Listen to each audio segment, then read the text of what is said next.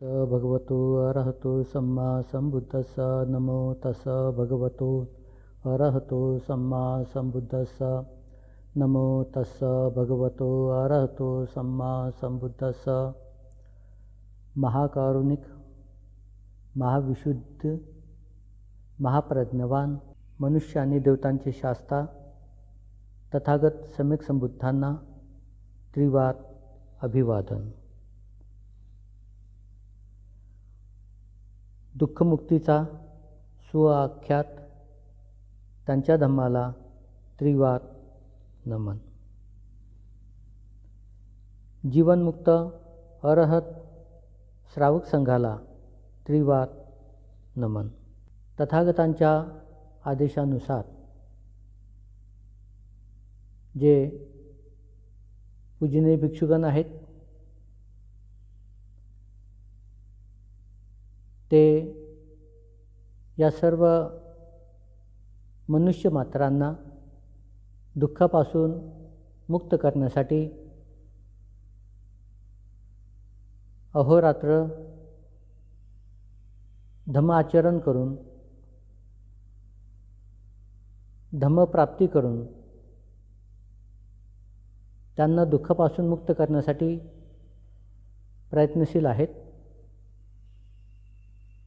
तथागतांचा जो आदेश आहे, चरत भिक्खवे चरिकम चरे बहुजन हिताय बहुजन सुखाय, या आदेशाला प्रमाण मानून आणि तथागतांचा आदेश शिरसावंद्य मानून श्रावक संघ स्वतःच्या जीवनाचं कल्याण करून सर्व मनुष्य मात्रांचं कल्याण करण्यासाठी प्रयत्नशील आहे। तथागत आपल्या उपदेशामध्ये सर्व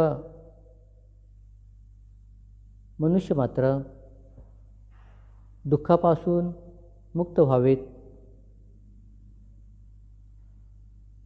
त्यांना जीवनाचं अंतिम ध्येय प्राप्त व्हावे,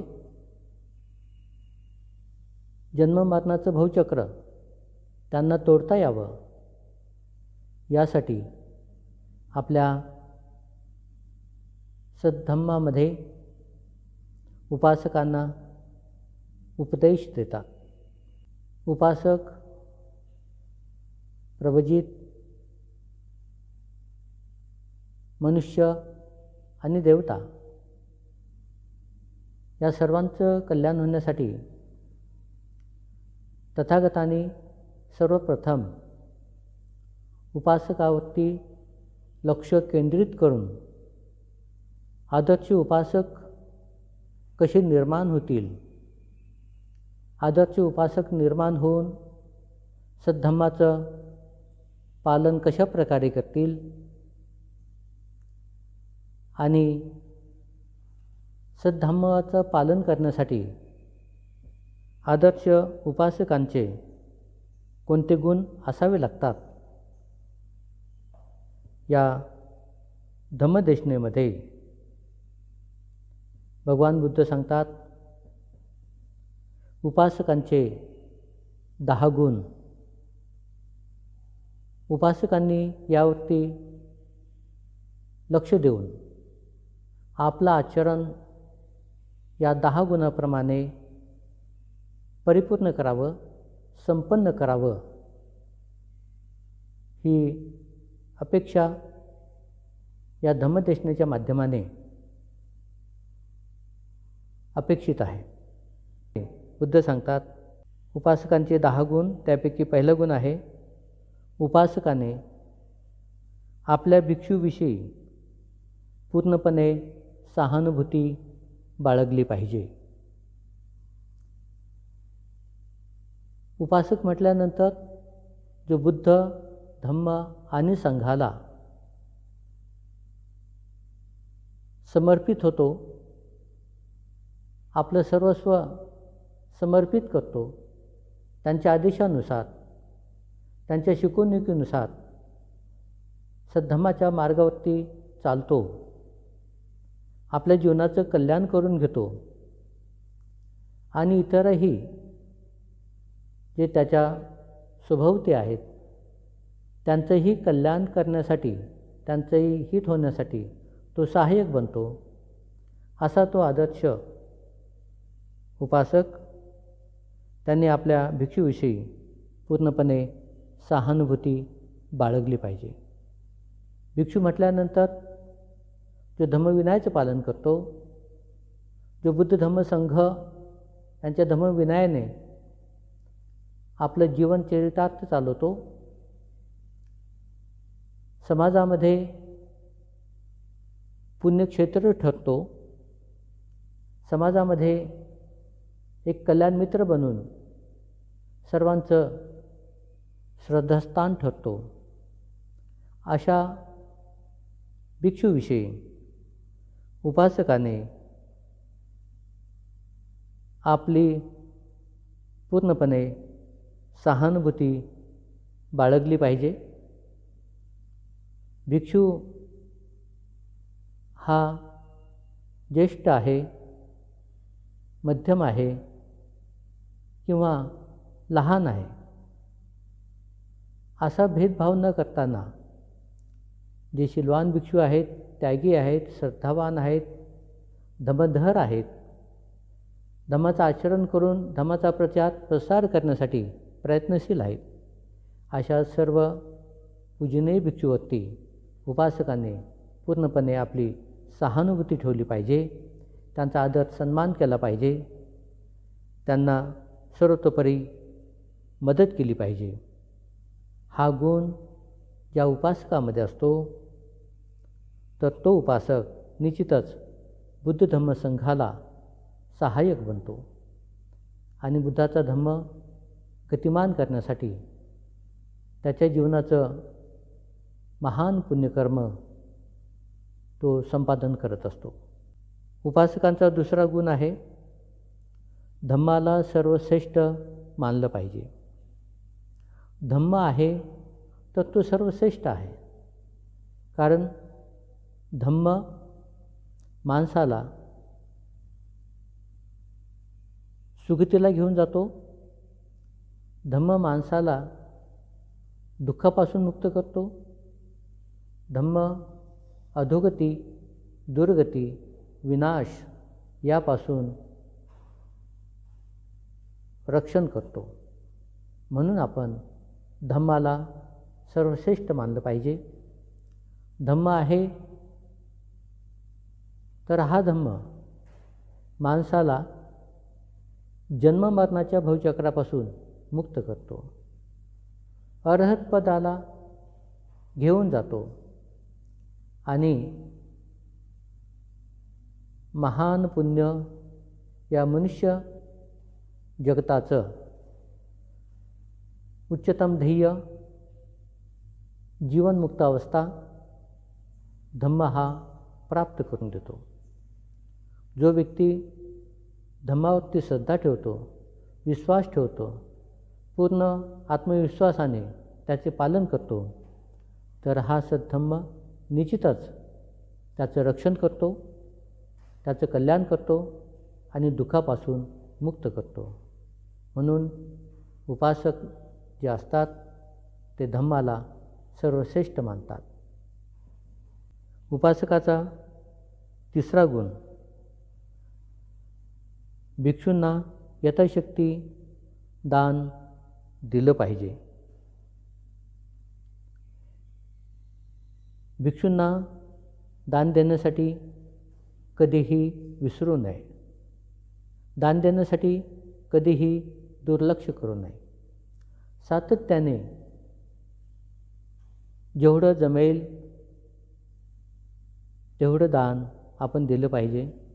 थोडं थोडं का होईना हे दान आपण सतत देत राहिलो तर आपली दान पारमिता परिपूर्ण होते.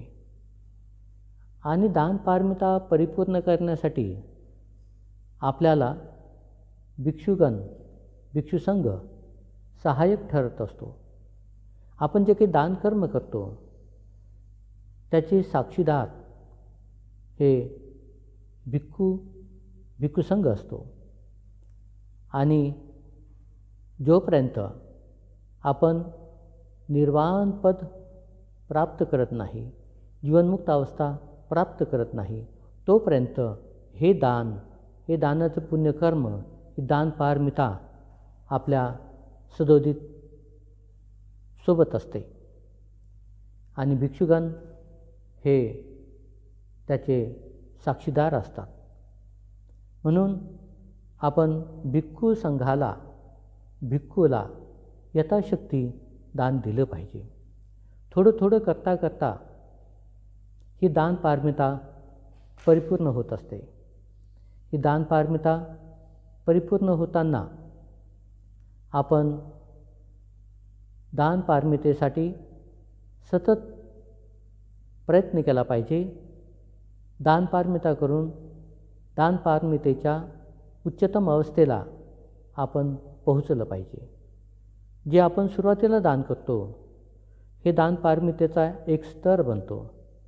जसं जसं आपण दान पारमिता करत असतो ती परिपूर्ण होते, तर ते त्याचा मध्यम स्तर बनतो. आणि ज्याही प्रकारे आपण दान पारमितेचं उच्चतम स्तराला पालन करतो, तर त्या दान पारमितेचा एक श्रेष्ठत्व, उच्चतम पद किंवा उच्चतम स्तर आपल्याला प्राप्त होतो. याप्रमाणे ह्या ज्या काही पारमिता आहेत, दान पारमिता, दान उपपारमिता आणि दान परमत्त पारमिता, अशा प्रकारे उपासक आपल्या शुद्ध चेतनेमधून अत्यंत श्रद्धाने, अत्यंत कुशलचित्ताने दानकर्म करत असतो. म्हणून उपासकाने भिक्षूला दानकर्म करण्यासाठी नेहमी तत्पर असावं, यथाशक्ती दान द्यावं. अत्यंत महत्त्वाचा एक जबाबदारी आहे उपासकावर, आणि ती उपासकाच्या 10 गुणापैकी एक आहे. ती आहे 4था गुण. तो म्हणजे धम्म लोप पावत आहे असे दिसून आल्यास धम्माच्या पुनर्जीवनासाठी पराकाष्ठेचे प्रयत्न केले पाहिजेत. या गोष्टीचं अत्यंत ऐतिहासिक उदाहरण आपल्यासमोर सम्राट अशोकाचं आहे. ज्या वेळेला सम्राट अशोकाने असं पाहिलं की तथागत सम्यक संबुद्ध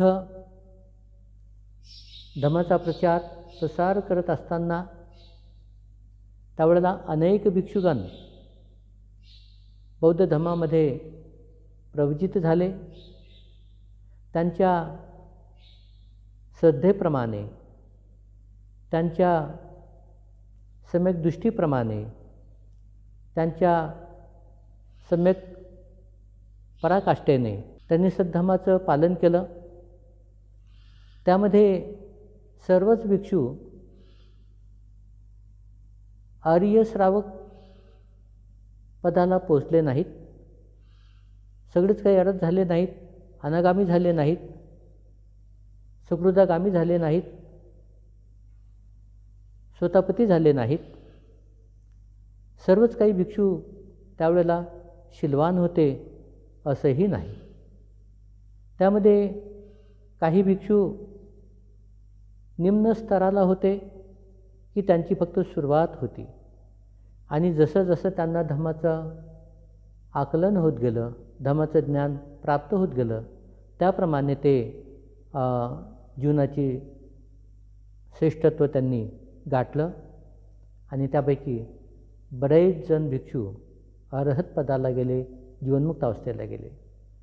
पण तथागत सम्यक संबुद्ध यांचं महापरिनिर्वाण झाल्यानंतर भिक्खू संघ सातत्याने पुढे वाटचाल करत होता, आणि जसे जसा वेळ जात होता तसे तसे भिक्षू काही भिक्षू अधम्माने धम्मविनयाचं पालन न करताना आपलं जीवनचरितार्थ चालवत होते.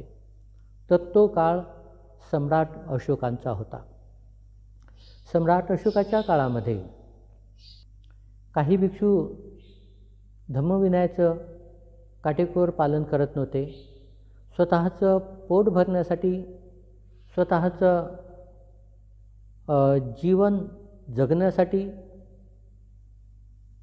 भिक्षू संघामध्ये प्रवृत्त झाले होते. काही जण आळशी होते, काही जण लोभी होते, काही जण संसारामधून त्यांच्या मुलाबाळाने, कुटुंबाने हाकलून दिल्यामुळे भिक्षू संघामध्ये येऊन प्रवृत्त झालेले होते. काही उपासक त्यावेळेला हे बघत होते की धम्माची हानी होत आहे. सम्राट अशोकही या गोष्टीबद्दल सजग झाले आणि सम्राट अशोकाने ठरवलं की येथे धम्माची हानी होत आहे, धम्माचा ऱ्हास होत आहे. तर अशा भिक्षूंना संघामधून आपण काढून टाकलं पाहिजे, आपण संघामधून त्यांना बाहेर केलं पाहिजे. तर सम्राट अशोकाने अशा भिक्षूंची छाटणी केली आणि जे निरर्थक, आळशी, निरुद्योगी, धम्माला ग्लानी आणणारे, धम्मविनयाचे पालन न करणारे असे जे भिक्षू होते, अशा भिक्षूंना सम्राट अशोकाने त्यांचं चिवर उतरवून संघामधून त्यांना बाहेर केलं. चिवर उतरवून संघामधून त्यांना बाहेरच केलं नाही, तर त्यांच्यासाठी धम्म प्रशिक्षण केंद्र स्थापन केलं आणि त्यांना पांढऱ्या वस्त्रामध्ये धम्म आचरण करण्यासाठी संधी दिली. आणि अशाही लोकांना, ज्यांचे चिवर काढण्यात आलेले होते, अशा लोकांना धम्मविनयाचं शिक्षण देऊन त्यांना धम्मामध्ये परिपूर्ण करून, पारंगत करून, पुन्हा त्यांना चिवर देऊन संघाची गरिमा, संघाचं महत्त्व, संघाची गुणविशेषता सम्राट अशोकाने वाढवली. एवढंच नव्हे तर सम्राट अशोकाने बुद्धिस्ट मिशनरी स्थापन करून 10 अर्हत भिक्षू वेगळ्या वेगळ्या देशांना बुद्धिस्ट मिशनरीमध्ये पाठवले. वेगळ्या वेगळ्या देशामध्ये पाठवून तेथे बुद्ध धर्माचा प्रसार केला. त्यामध्ये आपण बघतो Sri Lanka, Thailand, Myanmar, Vietnam, Sumatra, Java, Mongolia, China, Afghanistan, Iran, Iraq, Turkestan येथपर्यंत त्यांनी बुद्धिस्ट मिशनरीचे भिक्षू पाठवून त्या ठिकाणी धर्माचा प्रसार केलेला आहे. बरेच लोक भिक्षू संघावरती टीका टिप्पणी करतात आणि सांगतात, हे भिक्षू धम्मविनयाला धरून राहत नाही, धम्मविनयाचं पालन करत नाहीत. फक्त टीका टिप्पणी करून सुज्ञ उपासकांची जबाबदारी संपत नाही.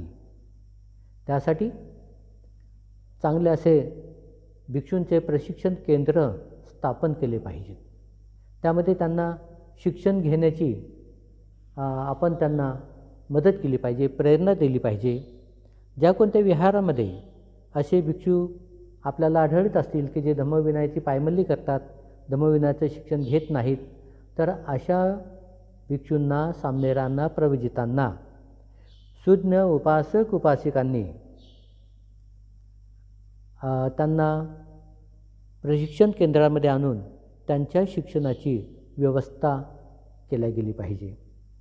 म्हणून उपासकांचा चौथा अत्यंत महत्त्वाचा जो गुण आहे, धम्म लोप पावत आहे असे दिसून आल्यास धम्माच्या पुनर्जीवनासाठी पराकाष्ठेचे प्रयत्न केले पाहिजेत.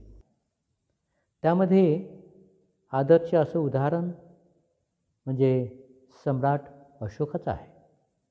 सम्राट अशोकाने ज्यावेळेला धम्म लोप पावत आहे असं दिसून आलं, त्यावेळेला त्यांनी धम्माच्या पुनर्जीवनासाठी पराकाष्ठेचे प्रयत्न करत असताना आपला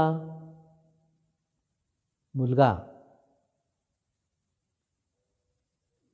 महेंद्र आणि आपली मुलगी संघमित्रा यांना भिक्खू संघामध्ये प्रवचित करून बुद्ध धर्माचा प्रचार प्रसार करण्यासाठी बुद्धिस्ट मिशनरीच्या माध्यमाने श्रीलंकेला पाठवलं.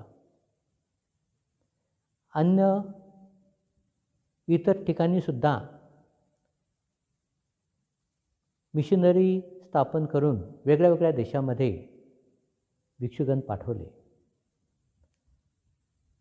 स्वतः या जंबूद्वीपामध्ये 84,000 धम्मस्कंधावर आधारित चैत्य, स्तूप, विहार, लेण्या कोरून तेथे बुद्ध धर्माचा इतिहास त्यांनी पुनर्जीवित केला. एवढं महान कार्य सम्राट अशोकाने केलेलं आहे. आणि म्हणूनच आज आपल्याला या भारत देशामध्ये, या जंबूद्वीपामध्ये बौद्ध धर्माचा ओळख झालेली आहे आणि सर्व जग या सम्राट अशोकाच्या बुद्धिस्ट मिशनरीमधून प्रभावित होऊन लाभान्वित झालेला आहे. आणि म्हणून या जगामध्ये जास्तीत जास्त बौद्ध धर्माचा प्रचार प्रसार अशोकाच्या बुद्धिस्ट मिशनरीने झालेला आहे.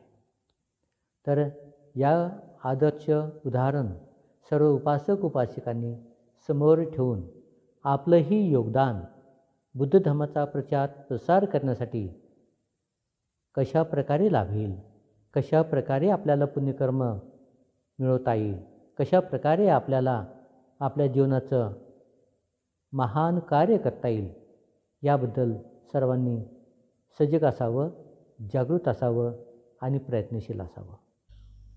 या पुढचा जो गुण आहे तो म्हणजे उपासक त्रिरत्नाप्रती योग्य विचारसरणी ठेवीत असतो.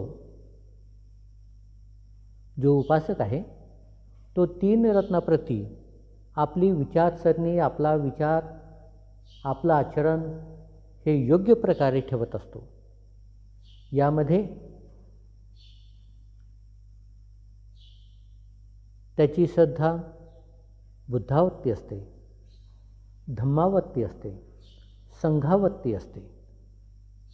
आणि बुद्ध हे महाप्रज्ञावान आहेत.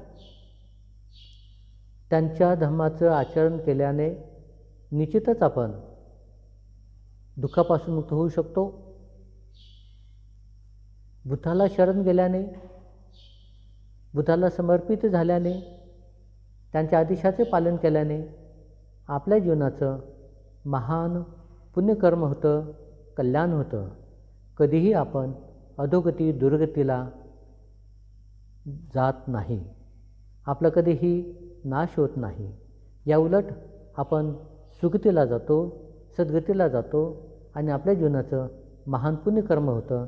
म्हणून बुद्धावरती आपला श्रद्धा असली पाहिजे, विश्वास असला पाहिजे, निष्ठा असली पाहिजे आणि आपण त्यांचा आदर्श पुढे ठेवून अज्ञानापासून, दुःखापासून मुक्त झालं पाहिजे.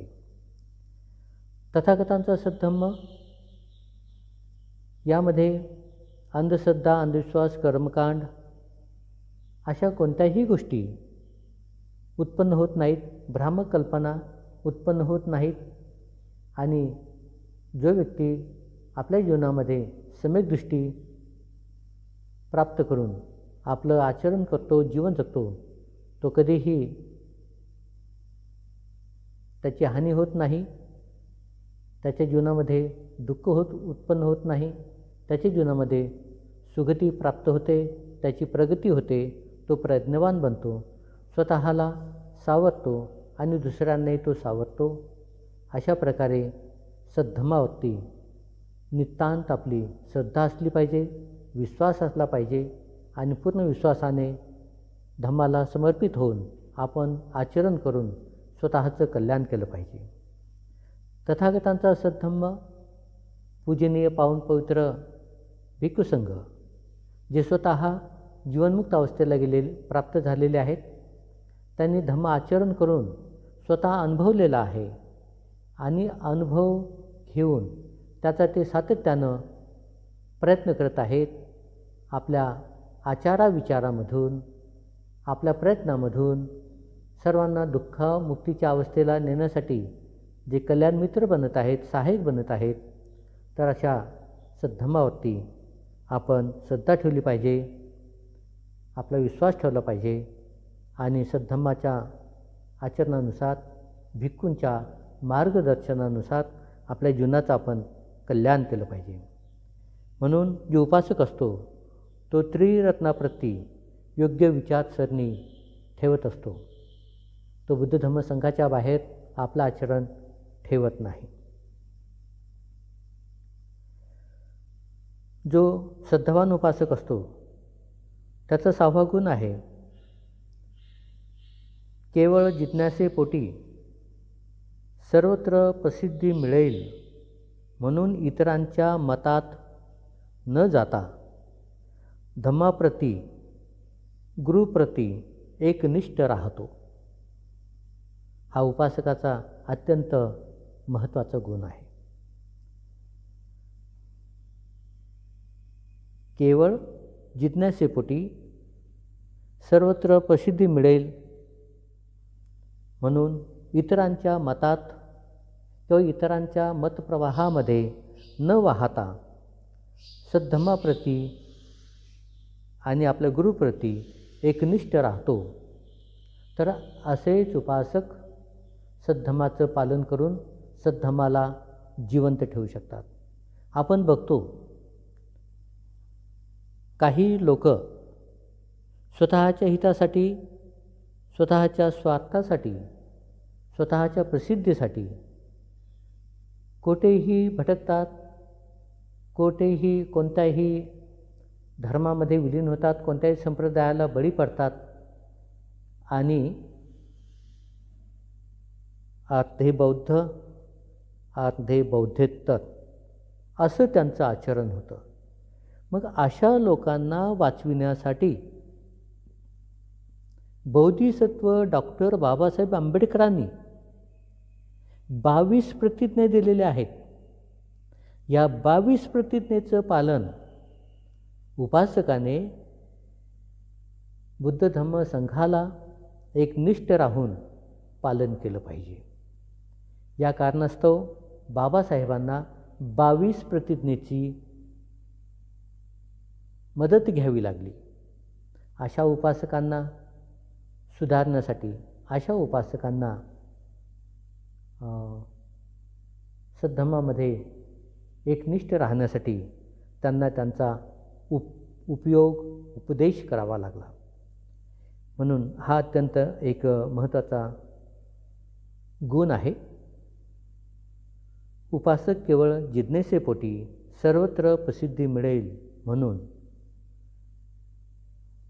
इतरांच्या मतात न जाता, इतर संप्रदायाच्या प्रवाहामध्ये न वाहता धम्माप्रती व आपल्या गुरुप्रती एकनिष्ठ राहतो. जर आपण विचार केला तर आपल्याला एक अंतर्दृष्टी प्राप्त करून देणारा हा एक उपासकांचा गुण आहे.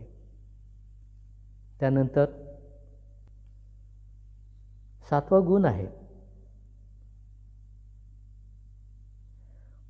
उपासक सतत आपल्या विचारावर, कृतीवर लक्ष ठेवून असतो आपल्या विचारावर कृतीवर जागृत असतो, आपले विचार आपली कृती धम्म चाकोरीच्या बाहेर जाणार नाही,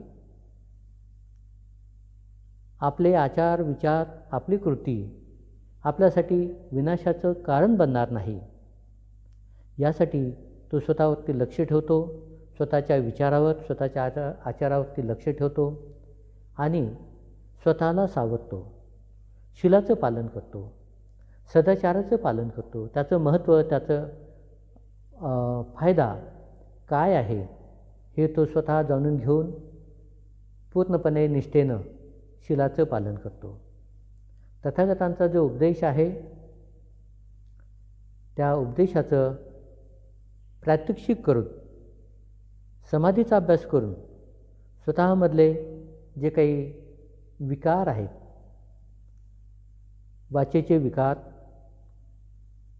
कायेचे विकार, मनाचे विकार, जे विकार आहेत, जे क्लेश आहेत, जे अवगुण आहेत, जे दुराचार आहेत, यापासून तो परिपूर्ण मुक्त होतो. अशा प्रकारे त्याला आपल्या आचाराविचारावरती सतत लक्ष ठेवणं अत्यंत आवश्यक आहे.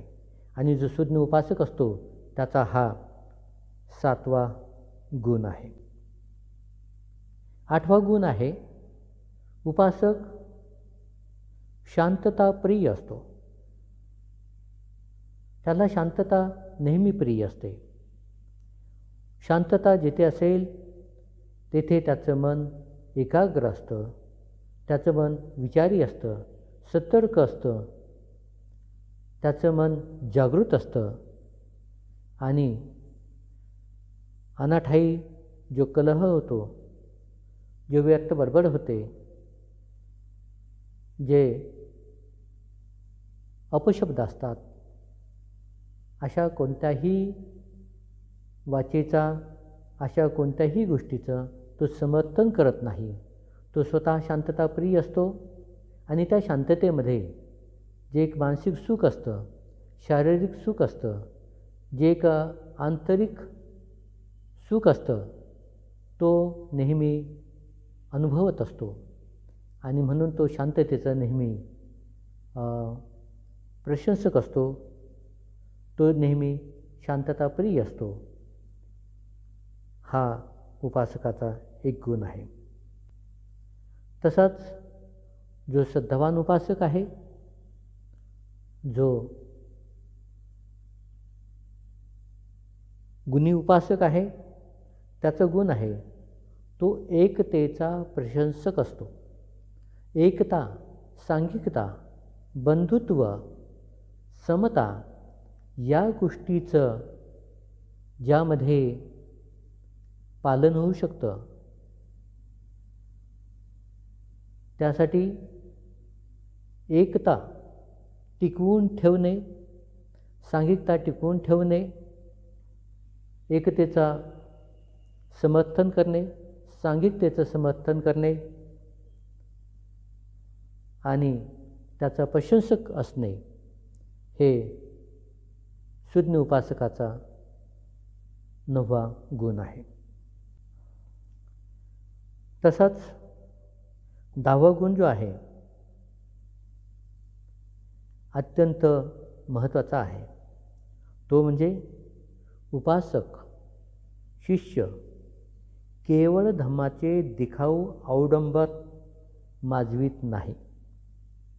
जो खरा उपासक असतो, जो खरा शिष्य असतो, तो धम्माचं कधीही दिखाऊपणा करत नाही, धम्माचं अवडंबर माजवत नाही, तर तो यथार्थाने बुद्ध धम्म व संघाचे ठायी त्याची नितांत श्रद्धा व निष्ठा असते. जो खरा उपासक आहे, खरा शिष्य आहे, तो कधीही धम्माचा अवडंबर माजवत नाही, धम्माचं दिखावपण करत नाही. तो अत्यंत श्रद्धेनं, अत्यंत निष्ठेनं, अत्यंत सजगतेनं, अत्यंत जाणीवपूर्वक बुद्ध धम्म संघाचा आश्रय घेऊन स्वतःला बुद्ध धम्माचा पाईक बनवत असतो, बुद्ध धम्माचा शिष्य बनवत असतो. आपण बघतो काही लोक धम्माचा अवडंबर करतात. लोकांनी आपल्याला मोठं म्हणावं, लोकांनी आपल्याला प्रज्ञावान म्हणावं, लोकांनी आपल्याला शीलवान म्हणावं, लोकांनी आपल्याला त्यागी म्हणावं. अशा सर्व गोष्टीचं अवडंबर करून समाजाला फसवण्याचा प्रयत्न करतात. पण वास्तविक पाहता ते समाजाला कमी फसवतात, स्वतःला जास्त फसवणूक करतात. कारण ते स्वतः काय करत आहे, त्याचे दुष्परिणाम काय होणार आहे याचं आकलन त्यांना नसतं. म्हणून ते जरीही अशा प्रकारे वागून समाजामध्ये स्वतःचा स्वार्थ साधण्यासाठी असं दिखाऊपणाने वागतात, तर त्याच्यामध्ये समाजाचं नुकसान कमी पण स्वतःचं नुकसान जास्त होत असतं. कारण त्याच्या कर्मामधून, त्यांच्या वाईट कृतीमधून त्यांचे वाईट कर्म बनतात आणि ते अधोगती दुर्गतीला जातात, विनाशाला जातात आणि पर्यायाने त्याचे दुष्परिणाम समाजालासुद्धा भोगावे लागतात. त्यामध्येच आपण काही काही बघतो, काही प्रवचित तथाकथित काही चिवरधारी जे डुप्लिकेटपणे वागतात, त्याची कारणं हीच आहेत. कारण ते धम्माचा अवडंबर करतात आणि समाजाला फसवतात, त्यांच्याकडून दान गोळा करतात, दुराचाराने वागतात, अनाचाराने वागतात, शिलाचं पालन करत नाहीत, नियमाचं उल्लंघन करतात. तर असे भिक्षू समाजाला ग्लानी येईल अशा पद्धतीने वागतात. मग अशा भिक्षूवरती, अशा उपासकावरती धम्मविनयाचा अंकुश लावून त्यांना संघामधून बाहेर करावं लागतं आणि त्यांना ग्रस्ती बनल्यानंतर पुन्हा त्यांच्यासाठी संधी असते की ते स्वतःचं जीवन बुद्ध धम्म संघाला खऱ्या अर्थानं समर्पित करून स्वतःच्या मनुष्य जीवनाचं कल्याण करून घेतील अशी अपेक्षा या उपासकांकडून, अशा ढोंगी भिक्षूकडून, चिवरधाऱ्याकडून ही केलं जाऊ शकते की त्यांनी आपल्या अमूल्य जीवनाचा नुकसान न करताना बुद्ध धम्म संघाला खऱ्या अर्थानं समर्पित व्हावं, त्यानुसार आचरण करावं, स्वतःचं कल्याण करून इतरांचंही कल्याण करावं, असं हे जीवनाचं महान पुण्यतम श्रेष्ठ कर्तव्य प्रत्येक उपासक उपासिकांनी पार पाडलं पाहिजे. म्हणून भगवान बुद्ध आपल्या धम्मवाणीमध्ये उपासकांचे 10 श्रेष्ठ गुण याबद्दल उपदेश करतात. याबद्दल जे माहिती आहे ती मिलिंद प्रश्नामध्ये मेंढक प्रश्न या चॅप्टरमध्ये राजा मिलिंद भंते नागसेनाला विचारतो. भंते नागसेन, उपासकांचे 10 श्रेष्ठ गुण कोणते आहेत? तर निश्चितच हे मिलिंद प्रश्नामध्ये जे प्रश्न उत्तर आहेत हे अत्यंत महत्त्वाचे आहेत. तिन्ही काळाचा विचार करून राजा मिलिंदाने हे प्रश्न भंते नागसेनांना विचारलेले होते.